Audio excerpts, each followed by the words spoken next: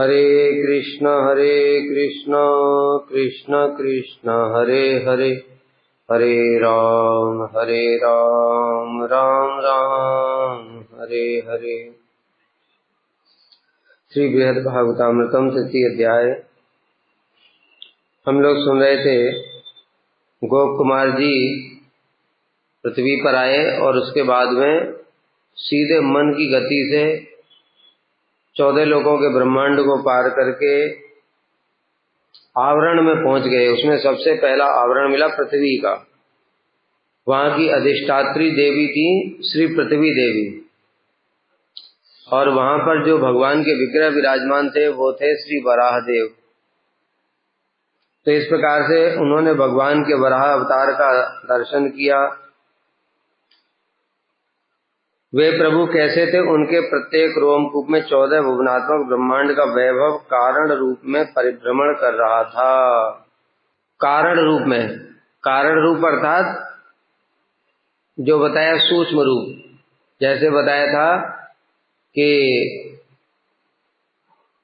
जो पृथ्वी, जल, आकाश, वायु, अग्नि, इन 5 तत्वों का ये कारण स्वरूप है। कारण स्वरूप का ये हमारा जो शरीर है ये कार्य है। जैसे मिट्टी, जल, ये है कारण, उपादान कारण, और इनका कार्य है घड़ा। ठीक है। उसी प्रकार से सूक्ष्म रूप में उनके रोमकूप में 14 भुवनात्मक ब्रह्मांड का वैभव कारण रूप में विराजमान था। इसके द्वारा उस आवरण के श्री विग्रह की ब्रह्मलोक अधिष्ठाता महापुरुष से भी अधिक विशेषता प्रदर्शित हो। जो ब्रह्मा जी के लोक में, सत्यलोक में उन्होंने देखा था विग्रह, उसमें नाभि से कमल निकला, वो एक ही ब्रह्मांड के मालिक हैं। लेकिन यहाँ जो वराह देव है उनके एक एक रोमकूप में वो ब्रह्मांड कारण रूप में विराजमान। समझ गए? समझ में आया? नहीं आया होगा, क्योंकि ये नहीं आएगा। हमने पहले ही बता दिया था। अब जो चीजें हैं वो बुद्धि के ऊपर की हैं, इसलिए केवल सुन लो। ठीक है। कारणोदकशाही जो विष्णु होते हैं उनके भी जैसे कहते हैं ना, अनंत कोटि ब्रह्मांड उनके रोमकूप में ब्रह्मांड है। वो इस रूप में, कारण रूप में रहते, कार्य रूप में नहीं होते। इतना बड़ा 14 लोगों का ब्रह्मांड इस प्रकार से तो जड़ ब्रह्मांड है, स्वर्ण अंड के रूप में दिखाई देता है वहां पर। तो ये सब हमारी बुद्धि से परे की बातें हैं। जब वहां जाओगे तो देख लेना, तब तक सुन लो बस। इस प्रकार उत्तरोत्तर आवरणों का भी वैशिष्ट जानना होगा। मतलब और ऊपर वाले में और भी जो भगवान का विग्रह होगा उसका और वैशिष्ट अधिक होगा। जैसे जैसे हम लोग देखते जा रहे, नीचे से ऊपर की ओर जाते हैं, वैसे वैसे भगवान, उन लोगों में जो भगवान का विग्रह होता है वो विग्रह भी बड़ा विशेष होता है, उसकी महिमा अधिक होती है। तो इसलिए जो वराह देव हैं उनका वैशिष्ट गर्भोदकशाही से भी अधिक है। और वहां पर पृथ्वी देवी ब्रह्मांड दुर्लभ द्रव्यों द्वारा उन वराह भगवान की पूजा कर रही थी, जो द्रव्य ब्रह्मांड में भी प्राप्त नहीं होते। ऐसे दिव्य सुगंध, पुष्प इत्यादि जो वहां पर उपस्थित होंगे वो यहां पर नहीं होंगे। इस प्रकार से ब्रह्मा जी की तुलना में धरणी देवी की भी विशेषता है।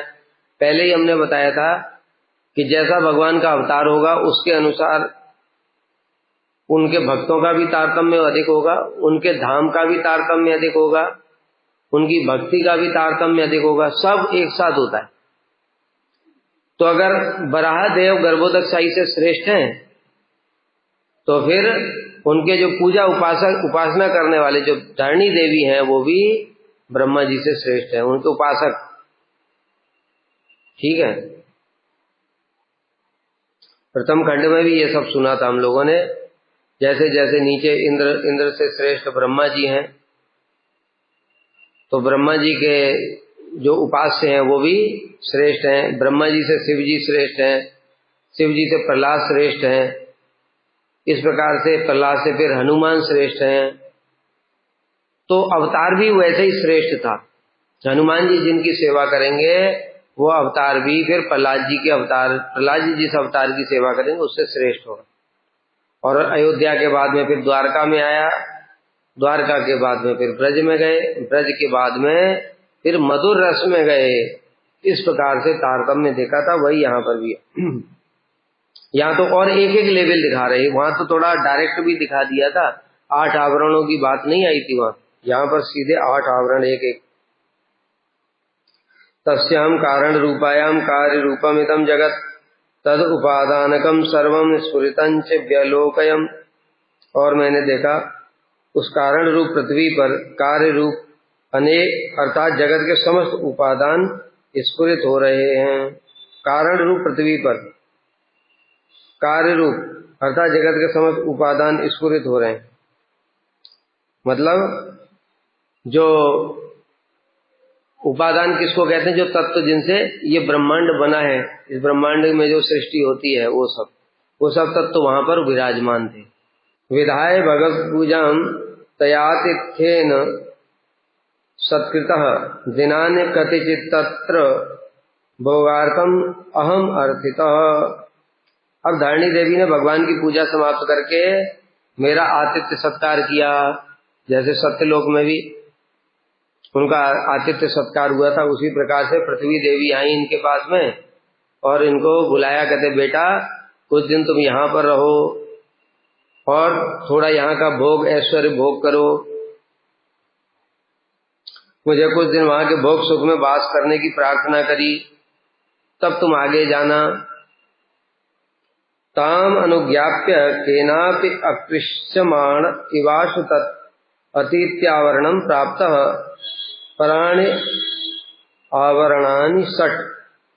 तत्पश्चात मैंने धरणी देवी से अपने विदा होने की प्रार्थना की।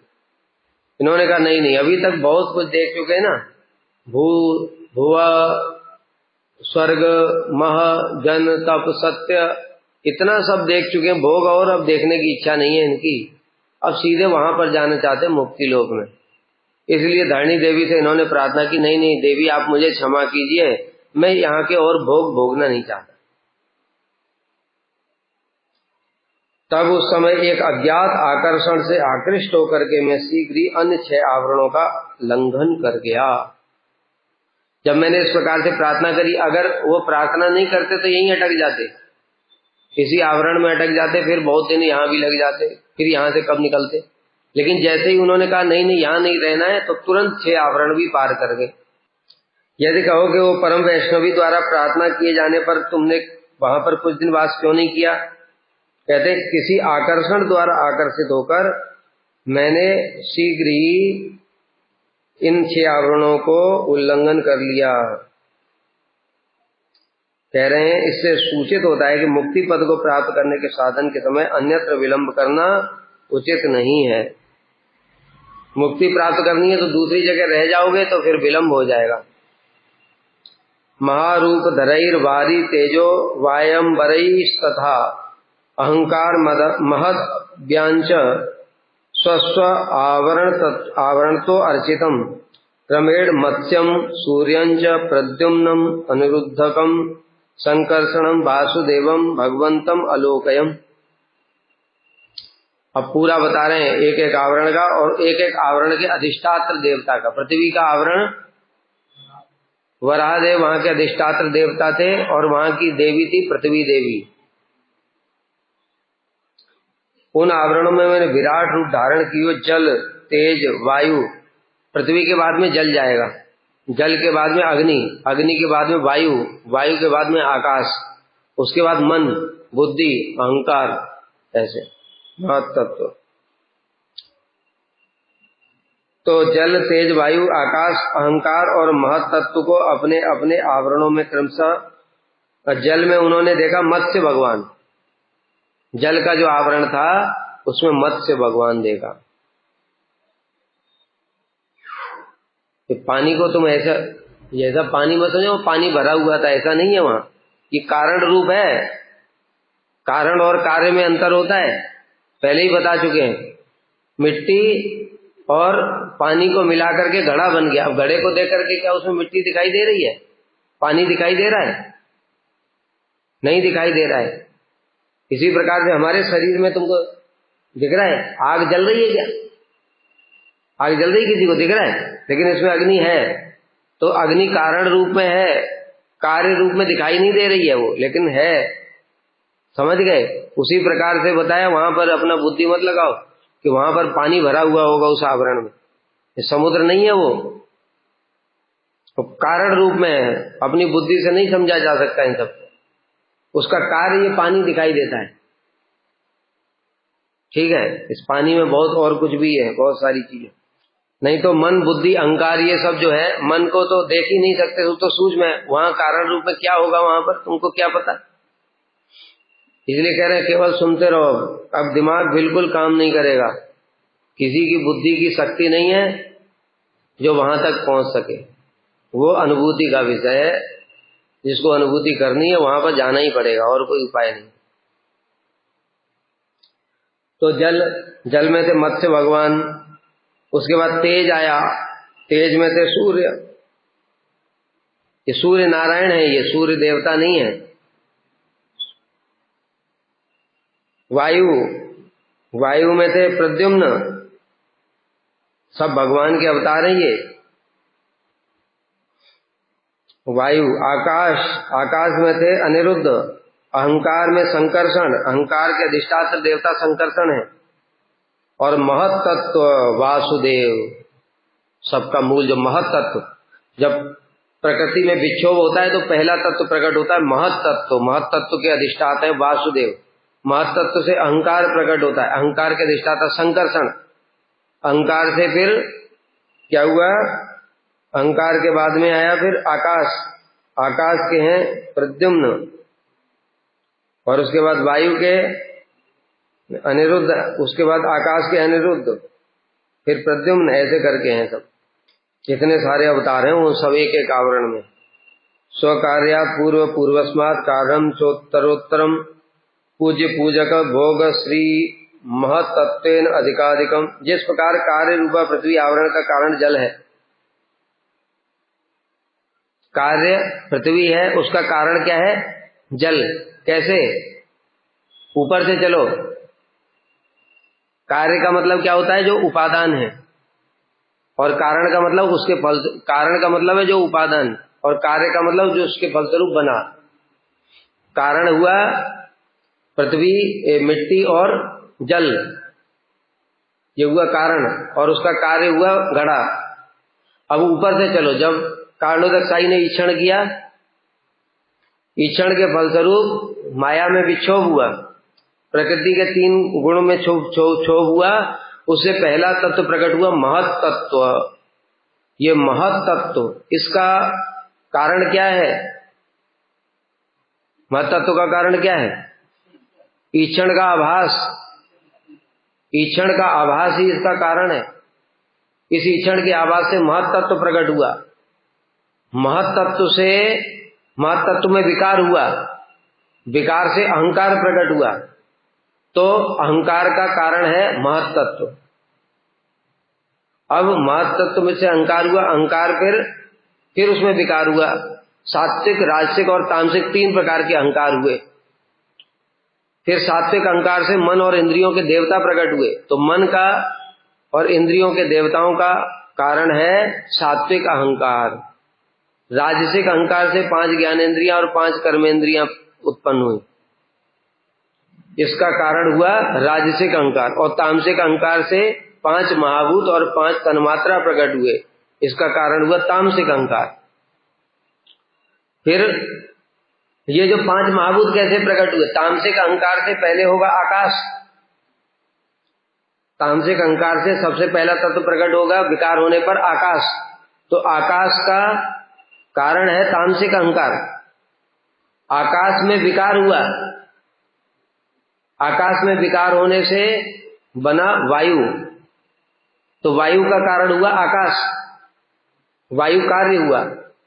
वायु में विकार हुआ, वायु का विकार होने से अग्नि प्रकट हुआ, तो अग्नि कारण है, और अग्नि कार्य है, और अग्नि का कारण है वायु। फिर उसके बाद में वायु में विकार हुआ, जल हुआ, अग्नि में विकार होने से जल प्रकट हुआ, तो जल है कार्य और उसका कारण है अग्नि। फिर जल में विकार हुआ, जल में विकार होने से पृथ्वी उत्पन्न हुई, पृथ्वी तत्व, और पृथ्वी का जो कारण है वो है जल। तो इस प्रकार से ये एक दूसरे के कारण है, सीक्वेंस में कारण है, और उनका कार्य नीचे वाला है।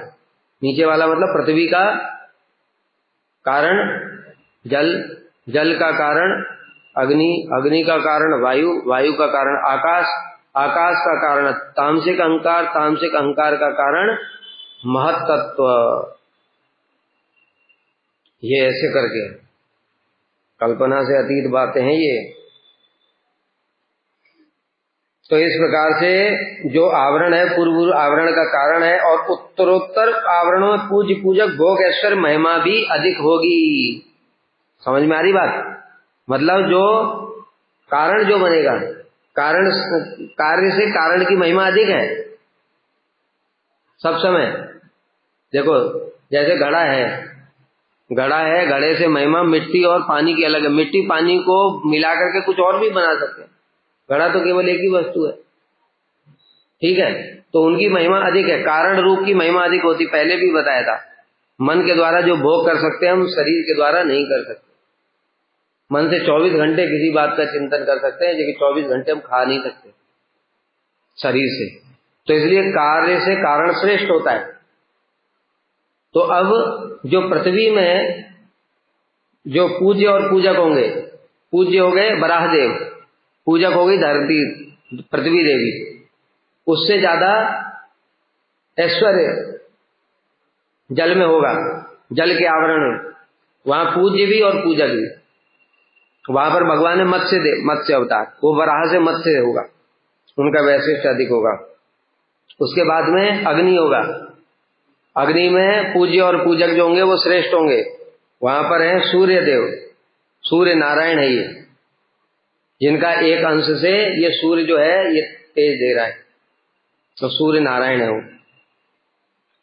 फिर उसके बाद में प्रद्युम्न, प्रद्युम्न की महिमा और अधिक होगी, और अनिरुद्ध, फिर संकर्षण, फिर वासुदेव मूल भगवान।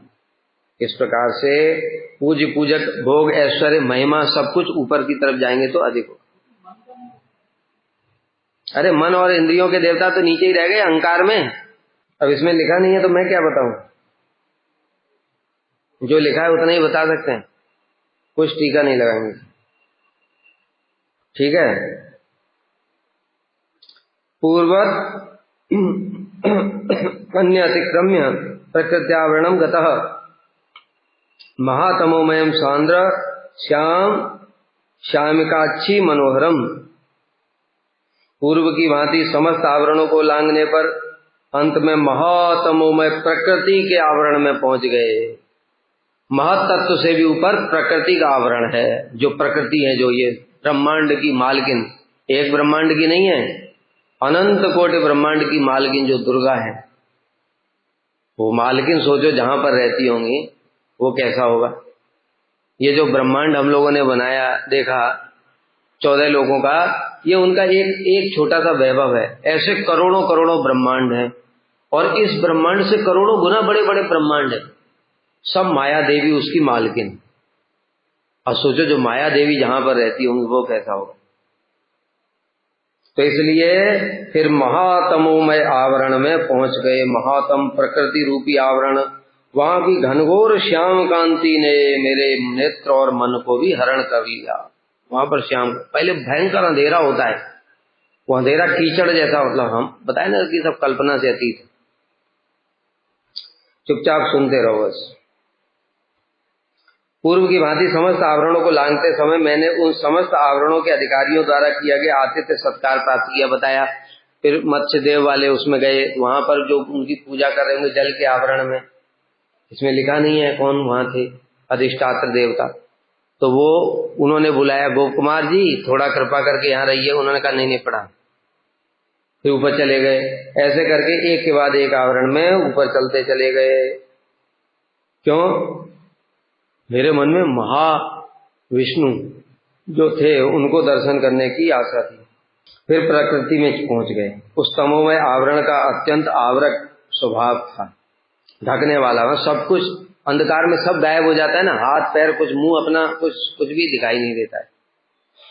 जिसने प्रकृति के परिणाम रूप घनीभूत श्याम कांति द्वारा मेरे नयन और मन को हर लिया था। जैसा कि हरिवंश पुराण में अर्जुन का वाक्य है,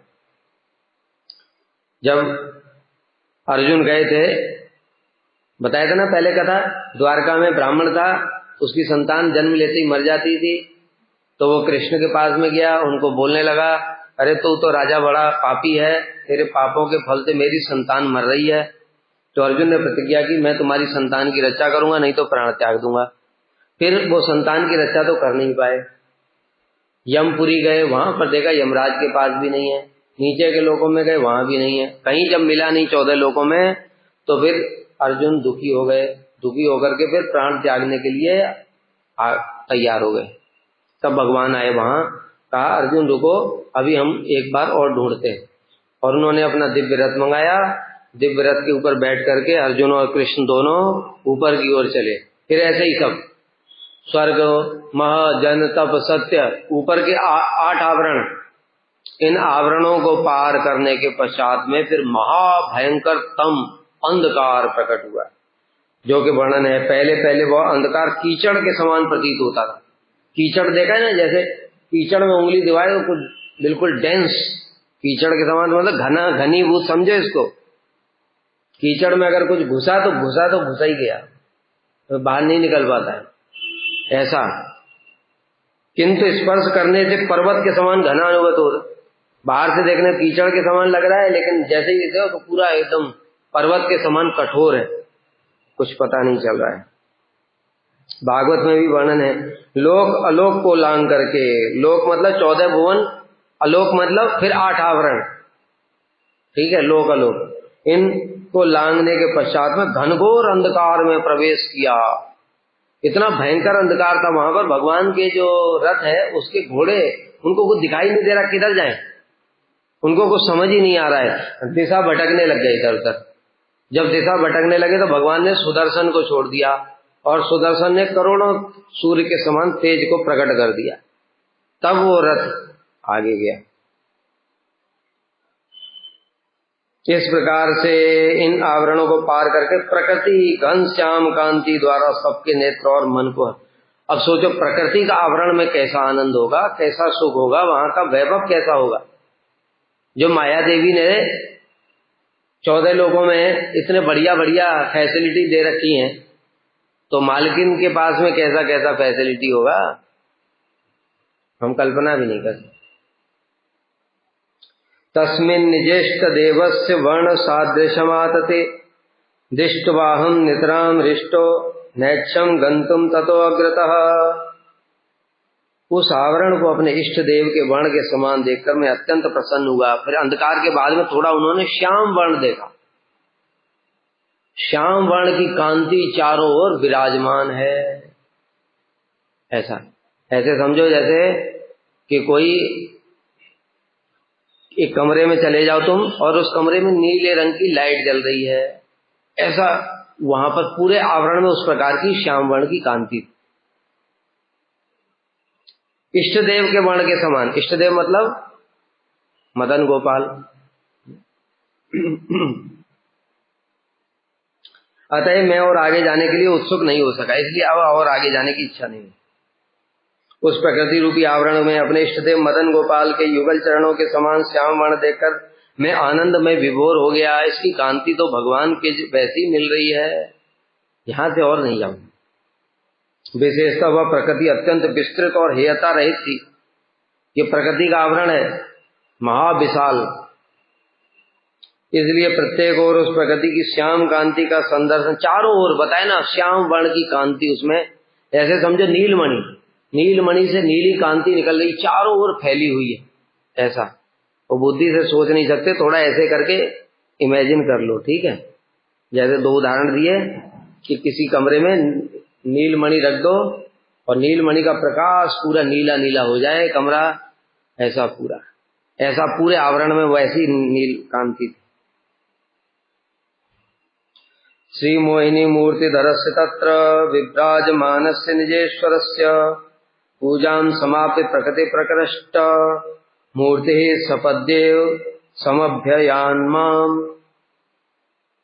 उस आवरण में प्रकृति देवी वहां विराजमान श्री मोहिनी मूर्तिधारी अपने ईश्वर की पूजा समाप्त कर मनोहर वेश में मेरे साथ। अब एक तो देखो वहां प्रकृति देवी है, ये उन सबसे श्रेष्ठ है। धरणी देवी से भी प्रकृति देवी श्रेष्ठ है। प्रकृति सबकी मालकिन तो यही है। जो 8 आवरण है ऊपर के और नीचे के जो ब्रह्मांड है अनंत, इन सबकी मालकिन कौन है? प्रकृति देवी। इसलिए वो सबसे श्रेष्ठ। और फिर भगवान की शक्ति की छाया है, ये साधारण नहीं है, इनको साधारण मत समझो। भगवान की स्वरूप शक्ति की छाया है, इसलिए वो स्वयं वहां पर विराजमान है। तो उनका सौंदर्य, उनका वैभव, उनका ऐश्वर्य कैसा होगा, हमारी कल्पना से परे की बात है। और वहां भगवान कौन है? मोहिनी मूर्तिधारी, जिन्होंने मोहिनी रूप धारण समस्त जगत को मोहन करने वाले, वो भगवान वहां पर विराजमान है। उनका वैशिष्ट्य भी और नीचे वालों से अधिक है। तो इस प्रकार से प्रकृति देवी मनोहर वेश में हाथ फैलाकर, अर्थात भली भांति मेरा हाथ फैलाकर, मतलब ऐसे करके, आइए आइए को आइए, स्वागत है, ऐसे करके प्रेम से मेरा आतिथ्य करते हुए मेरे समीप आई। देखो हम लोग वैष्णवों का आतिथ्य नहीं करते, ये लोग कितने सब समझदार हैं, सबको ज्ञान है, हमको कोई कांड ज्ञान ही नहीं। कोई वैष्णव आ जाता है तो भी हम उसको इस प्रकार से आतिथ्य नहीं करते। तो इस प्रकार से आतिथ्य करते हुए मेरे समीप आई। वे ईश्वर कैसे थे? आश्चर्यजनक शब्द प्रयोग किया। उन ईश्वर की मोहिनी मूर्ति परम मोहिनी माया के द्वारा भी पूज्य थी। माया ही जगत में मोहिनी है। इस ब्रह्मांड में ऐसा कोई भी नहीं है जिसको माया ने मोह नहीं लिया। ब्रह्मा जी को तो उन्होंने एक अप्सरा प्रकट की, उसी अप्सरा से तिलोत्तमा, उसी से ही वो मोहित हो गए ब्रह्मा जी। और वो तिलोत्तमा क्या है? वो माया देवी का एक अंश मात्र है। इस ब्रह्मांड में जितनी अप्सराएं, जितनी सौंदर्य, जो कुछ है, वो माया देवी का एक अंश है। माया देवी कैसी होंगी? और उन माया देवी के भी मन को मोहने वाली मोहिनी रूप जो भगवान की मूर्ति थी, वो कैसी होगी? ये सब कल्पना से अतीत हैं।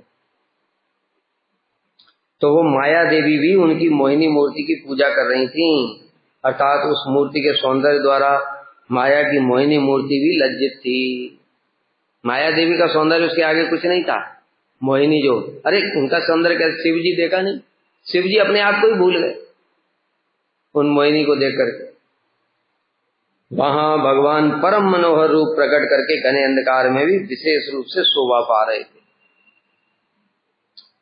उपानयन महासिद्धि रणिमाद्या ममाग्रतः ययाचे च पृथिव्या दिवत्तत्र मदवस्थितम्। क्या बता रहे हैं? उपानयन महासिद्धि अणिमाद्या मम आग्रतः। माया देवी आई और स्वागत में, जब स्वागत किया जाता है तो कुछ देते हैं ना उनको, पानी देते हैं, जूस देते हैं, आसन देते हैं, बैठने की कुर्सी सब देते हैं। अब वहां पर क्या है? वहां पर उनकी सेवा करने के लिए अणिमा, लगिमा, महिमा, सारी सिद्धियां वहां पर सेवित, सब वहां पर विराजमान हैं। माया देवी ने हाथ जोड़ करके कर, ये लीजिए आप, आपकी सेवा में अणिमा, लगिमा, महिमा, ये सब क्या है? अणिमा, लगिमा सब सिद्धियां हैं। ये जगत के लोग उनको प्राप्त करने के लिए मरते हैं।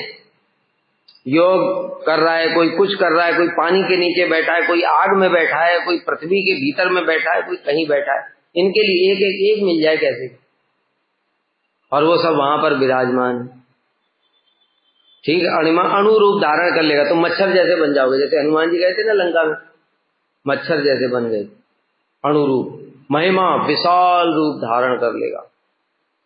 ऐसे करके एक एक सिद्धि का पृथ्वी के अंदर प्रवेश कर जाएगा, मन की गति से चल जाएगा, मन की बात वो पहचान लेगा, मरे को जीवित कर देगा। ये सब सिद्धियां भयंकर वाली, ये सब अष्ट सिद्धियां, सब वहां पर अष्ट सिद्धियां, नवनिधियां सब वहां पर विराजमान है। और माया देवी कह रही हैं, ये लीजिए आपके स्वागत में, आप कृपा करके इनको ग्रहण कीजिए।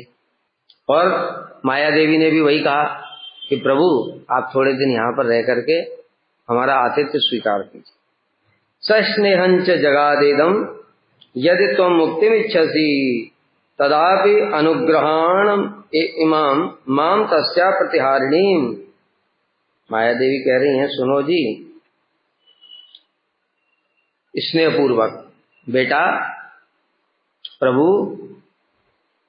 यदि तुम मुक्ति की इच्छा करते हो तो मेरे प्रति अनुग्रह करो। मतलब अनुग्रह करो मतलब हमारी थोड़े सेवा को ग्रहण करके जाना, क्योंकि मैं ही मुक्ति की द्वारपाल हूं, सिक्योरिटी गार्ड।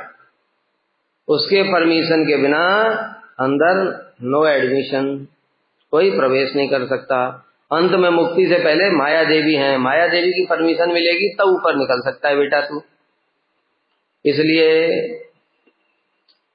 मेरी बात मान लो, थोड़े दिन यहां रहो, उसके बाद ऊपर जाना। यदि तुम मुक्ति की इच्छा करते हो तो मेरे प्रति कृपा करके समस्त सिद्धियों का उपभोग करो। यदि तुम मुझे परित्याग करोगे तो मुक्ति प्राप्त नहीं होगी, क्योंकि मैं ही मुक्ति की द्वारपाल हूं, मेरी परमिशन जरूरी है। अतः जब मैं स्वयं तुम्हें रजादिक प्रकृत गुणों से मुक्त कर दूंगी तभी तुम मुक्ति पद में प्रवेश करने में समर्थ होगे। तीनों गुणों से जब मुक्त हो जाओगे, सूक्ष्म स्थूल समस्त उपाधियां रह जाएंगी, तब जाकर के तुम ऊपर जा सकते। अभी देखो यहां पर भी एक विशेष बात है, ये पढ़ने से पता चल रहा है कि अभी देखो सारे आवरण तो खत्म हो गए, स्थूल और सूक्ष्म आवरण, लेकिन अभी तीन गुण बचे हुए हैं। जो अहंकार जो होता है, आवरणात्मिका और विक्षेपात्मिका वृत्ति होती है ना माया की। विक्षेपात्मिका वृत्ति क्या होती है? वो अहंकार को शरीर में लगा देती, सूक्ष्म और स्थूल शरीर में। और फिर ये तीन गुण ही प्रकृति के प्रकृति क्रियामाणान गुणै कर्माणि सर्वशः, हम लोगों को जो प्रेरणा देते हैं वो प्रकृति के तीन गुण ही हैं। तो जहां प्रकृति विराजमान है वहां उनके तीन गुण भी हैं। तो अभी वहां तीन गुण हैं, इसके ऊपर में जब जैसे ही निकल जाएगा अब तीन गुणों से रहित हो जाएगा। प्रकृति के आवरण में तीन गुण हैं, अभी माया है ना। भक्तिमिच्छसि वा विष्णो तथाप्येतस्य चेटिकाम् भग्नीं शक्ति रूपा माम कृपया भज भक्तिदाम। अच्छा गोप कुमार मान लो कह के नहीं हमको नहीं चाहिए सब, मुक्ति नहीं चाहिए, हम तो भक्ति चाहते हैं, हम तो भगवान का भजन कर रहे हैं। तो कह रहे हैं भैया तुम अगर भक्ति चाहते हो, विष्णु भक्ति की इच्छा करते हो, तो भी तथापि एतस्य चेटिकाम कृपा पूर्वक मुझ भक्ति दायिनी का भजन कर। तो भक्ति भी मैं ही देती हूँ, आप कहाँ भक्ति देती हो?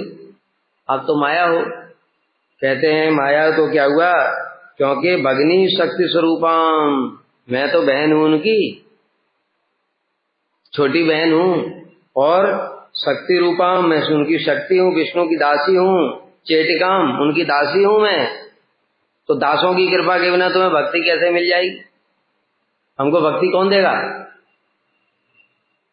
भगवान के दासों के दासों के दास। अहम हरेक पादैक मूल दासानुदासो, ठीक है। गोपीर भर्तु पद कमलियोर दास दासानुदास। तो दास लोग ही भक्ति देते हैं। तो माया देवी ने कहा ठीक है, अगर तुम ये बोलो कि मुझे भक्ति नहीं, भक्ति चाहिए, मुझे मुक्ति चाहिए ही नहीं, तो भक्ति भी मैं ही दूंगी। तो तुम्हारे मन में संशय उत्पन्न हो गया होगा कि भक्ति माया देवी कैसे देंगी, क्योंकि माया ही स्वरूप शक्ति की छाया, उस भाव से कह रही है वो। स्वरूप शक्ति और माया में कोई भेद नहीं है, जैसे मैं और मेरी छाया में कोई अंतर नहीं है, मुझसे ही तो मेरी छाया है। हम लोग कहते हैं तुलसी को जो छाया है उसका भी उल्लंघन नहीं करना चाहिए, उसकी लांघना नहीं चाहिए। जहां तुलसी की छाया पड़ रही है उसके ऊपर पैर रख के चले गए तो अपराध हो जाएगा, सेवा अपराध है ये। तो क्यों हुआ सेवा अपराध? तुलसी तो ऊपर है, छाया जमीन पे है, तो सेवा अपराध क्यों हो रहा है? क्योंकि तुलसी से छाया अभिन्न है, तभी तो हो रहा है। अगर तुलसी अलग होती और छाया अलग होती तो सेवा अपराध क्यों होता? समझ में आ रही बात? गुरुजी जा रहे हैं, गुरुजी के जा रहे हैं और गुरुजी की छाया पड़ रही है और तुम छाया के ऊपर में चल रहे हो, तो ये अपराध हो गया, सेवा अपराध। गुरुजी की छाया के ऊपर में नहीं चलना चाहिए। क्यों अपराध हुआ भाई? छाया तो जड़ है। कोई बोले छाया तो जड़ है, तो ये माना जाएगा? नहीं, गुरु जी से अभिन्न है वो। गुरु जी और उनकी छाया में अंतर नहीं है, इसलिए तो अपराध हुआ। अगर वो अंतर होता तो अपराध नहीं होता। लेकिन सारे शास्त्र कहते हैं कि अपराध है। अपराध है मतलब दोनों अभिन्न हैं। इसी प्रकार से समझो, शक्ति जो स्वरूप शक्ति है और उनकी छाया में कोई अंतर नहीं है। बस ये अंतर क्या है, हम जो है छाया को, जैसे तुलसी की छाया तो हम देखेंगे तुलसी की छाया उससे जुड़ी हुई है, गुरु जी की छाया गुरु जी से जुड़ी हुई है, लेकिन वो शक्ति है ना, स्वरूप शक्ति। तो स्वरूप शक्ति जिस जगत में विराजमान है और छाया को उन्होंने जड़ जगत की तरफ रख दिया। उनको दो स्वरूप प्रकट कर दिए हैं, लेकिन दोनों हैं अभिन्न। ठीक है, इसलिए जो माया देवी है इसलिए कह रही है कि मैं ही भक्ति प्रदान करने वाली, मैं ही भक्ति मतलब मैं स्वरूप शक्ति के रूप में भक्ति भी देती हूँ, और मैं भगवान की छोटी बहन हूँ। छोटी बहन मतलब माया देवी ये वाली थी, महामाया। लेकिन महामाया और योग माया में अंतर नहीं है, दोनों एक ही हैं।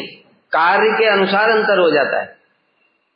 जो बहिर्मुख जीवों को दंड प्रदान करती है वही कार्य के अनुसार में माया हो जाती है और महामाया, और जो उनको भक्ति प्रदान करती वो योग माया हो जाती है।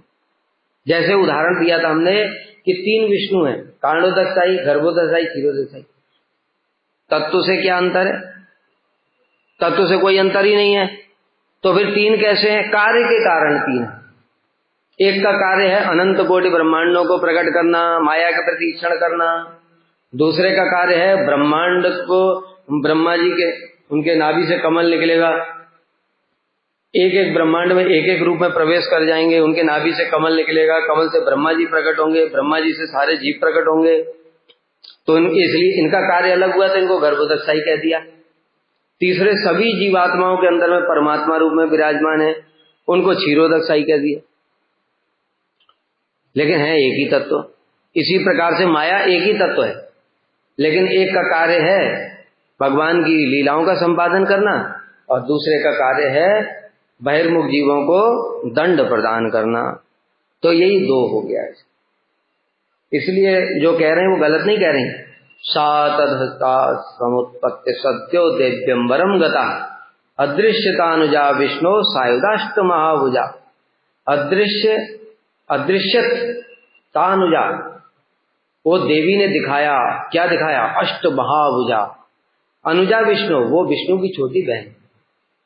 जब कृष्ण का जन्म हुआ, कृष्ण के जन्म के थोड़ी देर के पश्चात में ही 9वीं स्थिति शुरू हो गई। 9वीं में दुर्गा जी का जन्म हुआ, योग माया का जन्म हुआ। और फिर उसमें बताया वो विष्णु की छोटी बहन थी। तो वही जो माया देवी है वही कह रही कि मैं ही तो उनकी छोटी बहन हूं, मैं उनकी शक्ति हूं, इसलिए तुमको मेरा ही भजन करना पड़ेगा। मुझे विष्णु के अधीन दासी जान करके भजन करो, अथवा मैंने यशोदा के गर्भ से जन्म ग्रहण किया था, इस कारण विष्णु की बहन के रूप में भजन करो। अब देखो यहाँ पर अभिमान बदलता नहीं है। जब एक ही तत्व होता है तो अभिमान बदलता नहीं है। जैसे बताऊं कि अगर जो किसी के सामने गर्भोदकशाही ब्रह्मा जी के सामने प्रकट हो, तो क्या गर्भोदकशाही विष्णु ये बोलेंगे कि मेरे जो मूल अवतारी हैं कांडोदकशाही वो प्रकृति के पीछे ईक्षण करते हैं? ऐसा बोलेंगे? क्या बोलेंगे? मैंने ही ये प्रकृति रची है, मेरे में ही अनंत ब्रह्मांड है, मैं ही प्रकृति के प्रति ईक्षण करता हूं।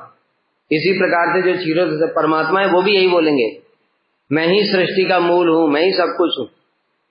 वो गलत नहीं है, किंतु क्योंकि तत्वगत एक ही है, इसलिए अभिमान भी एक ही रहता। इसलिए माया देवी ऐसे कह रहे हैं। अथवा उनकी शक्ति के रूप में तुम मेरा ही भजन करो। इस प्रकार मैं ही विष्णु भक्ति प्रदान करती हूँ तथा वर्धित करती हूँ। योग माया के रूप में मैं ही भक्ति देती हूँ और मैं ही योग माया, योग का नाम ही योग कराती, जो भगवान के साथ में योग कराती है। यद्यपि माया और विष्णु भक्ति वर्धिनी माया विष्णु शक्ति परस्पर भिन्न है, किंतु शक्ति की छाया होने के कारण दोनों का एक के रूप में वर्णन हुआ है। यहाँ पर श्री सनातन गोस्वामी ने स्पष्ट बोल दिया, जो मैंने अभी बताया, इस बात को समझ लिया।